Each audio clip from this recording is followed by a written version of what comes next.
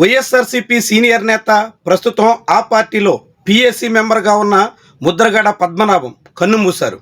అనారోగ్య సమస్యలతో ఆయన హైదరాబాద్ ఆసుపత్రిలో మృతి చెందారు. కొంతకాలంగా ఆయన తీవ్ర అనారోగ్య సమస్యలతో సతమతమవుతున్నారు. ఒకవైపు వయోభారం, మరొకవైపు అనేక ఆరోగ్య సమస్యలు చుట్టుముట్టడంతో ఆయన్ని మెరుగైన వైద్యం కోసం అంటూ కొన్ని నెలల క్రితం హైదరాబాద్కి తరలించారు. హైదరాబాద్ ఆసుపత్రిలోనే ఆయనకు అత్యున్నతమైన వైద్యం అందించే ఏర్పాట్లు అయితే చేశారు. కానీ ఆయన చివరికి తుది శ్వాస విడవడంతో ఆయన అభిమానుల్లో విషాదం అలముకుంది. వైఎస్ఆర్సీపీ నేతలు కూడా ముద్రగడ మృతి పట్ల తీవ్ర సంతాపాన్ని వ్యక్తం చేస్తున్నారు. ముద్రగడ ఆంధ్రప్రదేశ్ రాజకీయాల్లోనే ఒక విలక్షణ నేతగా చెప్పాల్సి ఉంటుంది. సుదీర్ఘ రాజకీయ అనుభవం కలిగిన ఆయన అనేక పార్టీలు మారారు, సొంతంగా ఉద్యమాలు నిర్వహించారు, రాష్ట్ర వ్యాప్తంగా విశేష ప్రభావాన్ని చూపించారు. అనేక తరగతుల మీద ఆయన ముద్ర ఇప్పటికీ చెరిగిపోదన్నట్టుగా వ్యవహరించారు. అలాంటి ముద్రగడ పద్మనాభం 1978లోనే తొలిసారిగా రాజకీయ ఆరంగేట్రం చేశారు.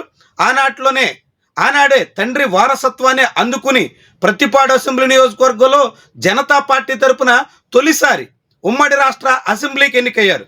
ఆ తర్వాత 1983లో తెలుగుదేశం పార్టీ తీర్థం పుచ్చుకున్నారు.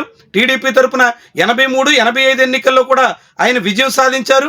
ఆ తర్వాత ఎన్టీఆర్ మంత్రివర్గంలో కీలక శాఖల బాధ్యతలు నిర్వహించారు. కానీ కొన్నాళ్లకే ఆనాటి టీడీపీ అధినేత ఎన్టీఆర్తో వచ్చినటువంటి విభేదాలతో మంత్రి పదవికి రాజీనామా చేసి టీడీపీని వీడి బయటకు వచ్చారు. ఆ క్రమంలోనే కేఈ కృష్ణమూర్తి లాంటి నేతలతో కలిసి సొంతంగా పార్టీ పెట్టారు. దాన్ని కూడా కొద్ది రోజులకే ముగించేసి కాంగ్రెస్ పార్టీలో చేరారు. కొన్నాళ్ళకి మళ్ళీ కాంగ్రెస్ను వీడి తెలుగుదేశం పార్టీ తీర్థం పుచ్చుకుని తెలుగుదేశం పార్టీ తరపున కాకినాడ ఎంపీగా 5 ఏళ్ల పాటు పనిచేశారు. 2009 ఎన్నికల నాటికి మళ్ళీ కాంగ్రెస్ పార్టీ వైపైన మళ్ళారు. కాంగ్రెస్ పార్టీ తరపున పిఠాపురం అసెంబ్లీ నియోజకవర్గం నుంచి పోటీ చేసి ముక్కోణపు పోటీలో ఓటమి పాలయ్యారు. ఆ తర్వాత నుంచి ప్రత్యక్ష ఎన్నికలకు దూరంగా ఉన్నారు. కానీ 2016-17 కాలంలో రాష్ట్ర వ్యాప్తంగా పెను సంచలనం రేపినటువంటి కాపు రిజర్వేషన్ల ఉద్యమానికి ముద్రగడ నాయకత్వం వహించారు. నిజానికి 1985 కాలంలోనే వంగవీటి రంగాతో కలిసి కాపునాడుకు శ్రీకారం చుట్టిన నేతల్లో ముద్రగడ కూడా ఒకరు. ఆ తర్వాత కాపు రిజర్వేషన్ల కోసం చంద్రబాబు హామీ ఇచ్చి మాట తప్పుతున్నారు అంటూ చాలా పెద్ద స్థాయిలో ఉద్యమం నిర్వహించారు.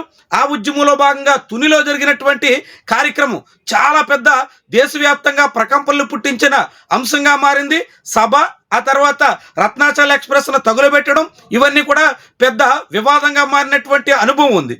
ఆ తర్వాత వైఎస్ఆర్సీపీ వైపు మళ్ళిన ముద్రగడ చివరకు 2024 ఎన్నికల్లో సంచలన నిర్ణయం తీసుకున్నారు. ఆ ఎన్నికల్లో తాను ప్రత్యక్షంగా పోటీ చేయకపోయినా పవన్ కళ్యాణ్ కూటమి అధికారంలోకి రావు అంటూ ఆయన ఛాలెంజ్ విసిరారు. ఆ మాట తప్పితే తన పేరు కూడా మార్చుకుంటానని కూడా ఆయన సవాల్ విసిరారు. చివరికి కూటమి గెలవడంతో ముద్రగడ తన పేరు మార్చుకోవడానికి కూడా వెనకాడలేదు. చాలా మంది రాజకీయ నాయకుల మాదిరిగా ఎన్నికల్లో సవాళ్లు, ఛాలెంజ్లు విసరడం, ఆ తర్వాత తోక ముడిచే ధోరణి కాకుండా తాను అనుకున్నట్టుగా, తాను చెప్పినట్టుగా చివరికి గెజిట్లోనే పేరు మార్చుకుని ముద్రగడ పద్మనాభ రెడ్డిగా మార్చుకున్నటువంటి ఘనత ముద్రగడది. అలా తాను చెప్పిన మాటకు, తాను విసిరిన సవాల్కి కట్టుబడేటువంటి ఒక విలక్షణమైన, విశిష్టమైనటువంటి నేతగా ముద్రగడ మిగిలిపోతారు. రాజకీయంగా 5 దశాబ్దాల సుదీర్ఘ అనుభవం కలిగినటువంటి ముద్రగడ అనేక ఒడిదుడుకులు చవిచూశారు. రాజకీయంగా ఎత్తుపల్లాలు అనుభవించారు. ముక్కుసూటుతనంతో పలు వివాదాలు కొని తెచ్చుకున్నారు. సొంతంగా అనేక ఉద్యమాలకు నేతృత్వం వహించారు. రాష్ట్ర వ్యాప్తంగా అనేక మందిని ప్రభావితం చేయడమే కాకుండా తన ఉద్యమాలతో చెరగని ముద్రేశారు. అన్నిటికీ మించి తాను విసిరిన సవాలుకు తగ్గట్టుగా పేరు మార్చుకుని కూడా నిలబడ్డటువంటి నేతగా చాలామంది ప్రశంసలు అందుకున్నారు.